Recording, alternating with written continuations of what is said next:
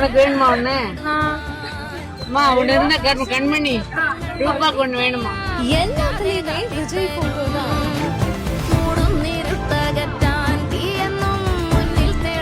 விஜய் நடிப்புல நேற்று வெளியாக இருந்த ஜனநாயகன் படத்துக்கு தணிக்கை சான்றிதழ் கிடைப்பதில் ஏற்பட்ட தாமதம் காரணமா ரிலீஸ் தேதி தள்ளி வைக்கப்பட்டிருக்குது. இதற்காக இந்திய ரசிகர்கள் ஏமாற்றம் அடைந்த நிலையில ஜப்பான்ல இருந்து கூட விஜய்க்காக வந்த ரசிகர்கள் மனவேதனை இருக்கிறதா சொல்லப்படுது.